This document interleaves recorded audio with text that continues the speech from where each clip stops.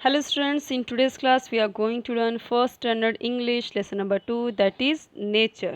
Nature means all the plants, animals, birds, forest, rivers, air, okay, oceans, जितने भी हैं, mountains, even humans that exist together in this world.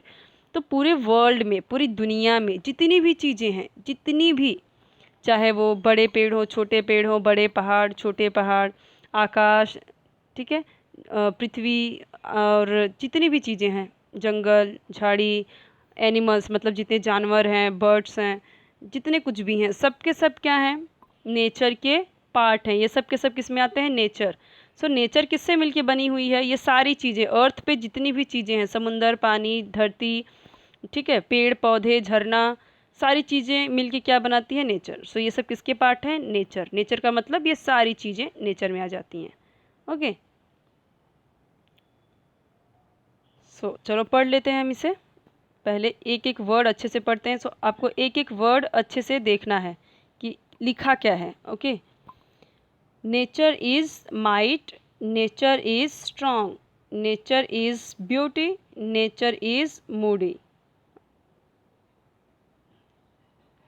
nature is smart, nature is blue, nature is green, nature is true, nature is you, nature is me, nature will forever be free. Okay, now sing along with me. एक साथ में, जैसे मैं गा रही हूँ वैसे ही आपको भी गाना है। Nature is might, nature is strong, nature is beauty, nature is moody, nature is might, nature is strong, nature is beauty, nature is moody, nature is smart, nature is blue, nature is green, nature is true, nature is smart, nature is blue, nature is green, nature is true, nature is you, nature is me, nature will forever be free. Okay, nature is you, nature is me, nature will forever be free. ऐसे ही आपको भी गाना है। सो अब एक एक meaning देखते हैं हम इन सब का। So first line says that is nature is very important and powerful because of its science. Might का मतलब क्या है, बहुत ही पावरफुल है। ओके, बहुत ही इम्पॉर्टेंट है हमारे लिए nature. Nature is strong, nature is very strong means it has a lot of power. तो आप देखते हो नेचर की वजह से आप बड़े बड़े तूफान आते हैं तो वो कौन लाता है, कोई इंसान थोड़ी लाता है, वो नेचर की वजह से आता है। ठीक है, तो लहरें आती हैं इतनी ज़ोर ज़ोर की समुंदर में, तो वो स्ट्रॉन्ग तो है ना, उसको कोई रोक सकता है, कोई नहीं रोक सकता ना। उसकी लहरें, जो अगर अर्थक्वेक मीन्स जो भूकंप आता है उसे कोई रोक सकता है, जो हवाएं चलती हैं उसे कोई रोक सकता है। तो वो इतनी स्ट्रॉन्ग है, वो किसी की पकड़ में नहीं आती, उसे कोई रोक नहीं सकता। That means nature is very strong. Nature is beauty which means it's very beautiful. आप देखते हो नेचर में चारों तरफ कितने सुंदर सुंदर फ्लावर्स हैं, उस पर बटरफ्लाइज मतलब कितने कितने सुंदर सुंदर फूल रहते हैं, उस पर तितलियाँ उड़ती रहती हैं, भौरे उड़ते रहते हैं। चारों तरफ पेड़ पौधे अलग अलग, अलग अलग एनिमल्स, अलग अलग सुंदर सुंदर पक्षी, सुंदर सुंदर जानवर, अच्छे अच्छे पहाड़, झरने। That means nature is beauty, बहुत ही ब्यूटीफुल है, बहुत ही सुंदर है नेचर। यहाँ पे आप देखो, नेचर में आप देख रहे हो क्या क्या है, यहाँ पे बर्ड्स, ट्रीज, फ्लावर्स, इंद्रधनुष कितने सुंदर लगते हैं, सन, जो ब्लू स्काई है, यहाँ पे क्लाउड जो बादल हैं, ये सब के सब। यहाँ पे देखिए ब्लू जो वाटर है, ये सब क्या है, मतलब बहुत ही सुंदर है ना। Nature is beauty and nature is moody. So nature is very moody means that it keeps on changing like the different weather.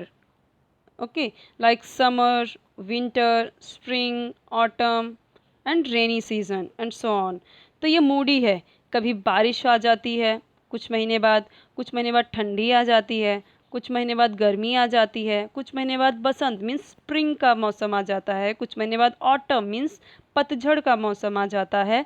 तो ये मूडी है, हमेशा एक जैसी नहीं रहती, वो चेंज होती रहती है। ठीक है, नेचर इज़ मूडी मतलब वो चेंज होती रहती है। इसका जो स्वरूप है, जो इस मतलब ये चेंज होती रहती है, कहीं कहीं पे बर्फ़बारी होने लगती है। ठीक है, इस तरीके से नेचर इज़ मूडी, मूड के ऊपर उसके डिपेंड है।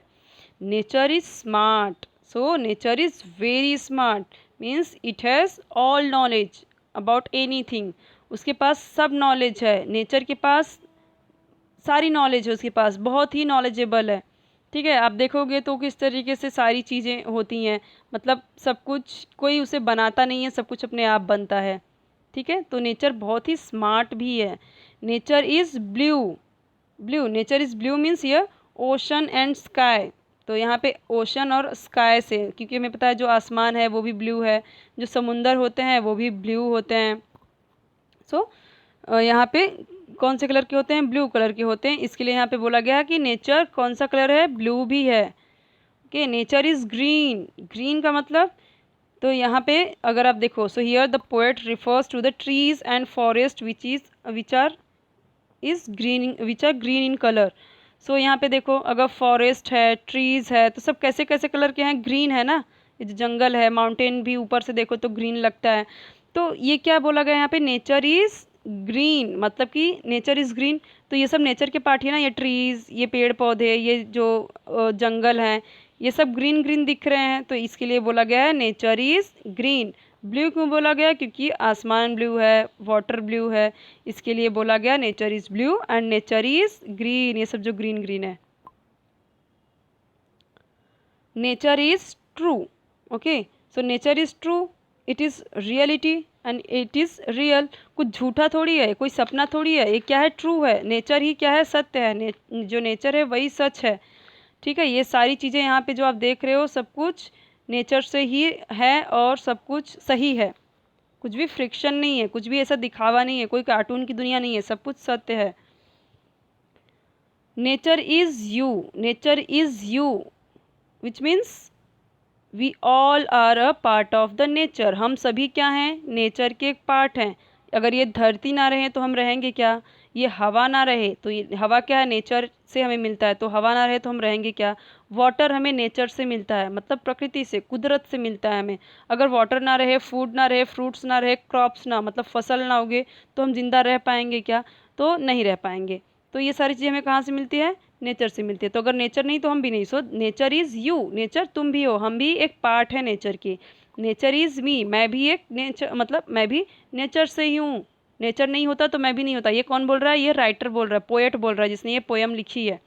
ओके, सो ये पोयम जिसने लिखा है उसने बोला nature is me, nature is you, nature is me.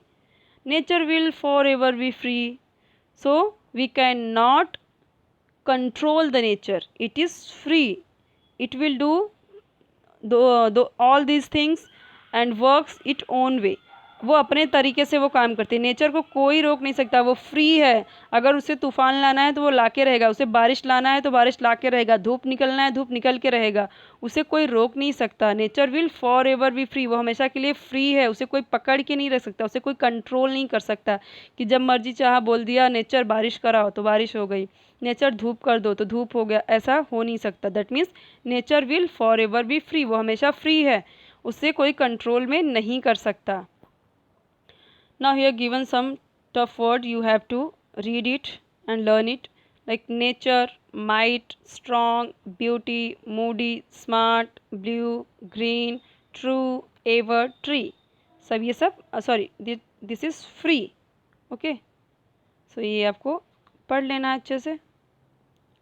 Describe the things you see in the picture, so आपने क्या क्या देखा पिक्चर में वो बताना है आपको। Tell about the following things, ये क्या क्या है, ये जो ये तीन चीज़ें दिख रही हैं क्या है, तो ये क्या है, ये ट्री है, TREE ट्री, ये क्या है, ट्री।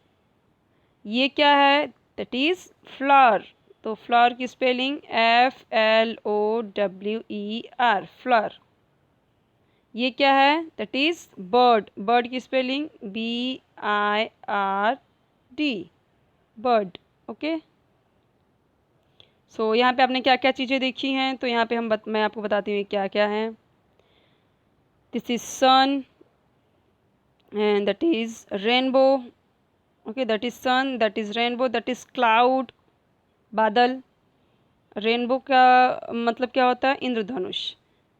दैट इज बर्ड्स, चिड़िया. This is tree, this is flower, ये सब फ्लावर्स है ना. दिस इज वाटर या रिवर भी कह सकते हैं, नदी जैसा लग रहा है तो रिवर कह सकते हैं. ठीक है, और बाकी हो गया. ये ट्रीज़ हैं, हो गया, हमने पढ़ लिया. तो ये सारी चीज़ें हमने देखी. ओके, सो आपको जैसे मैंने गा के बताया वैसे गाना है, और आपको सारे वर्ड जैसे मैंने पढ़ाया वैसे ही आपको भी पढ़ना है. ओके.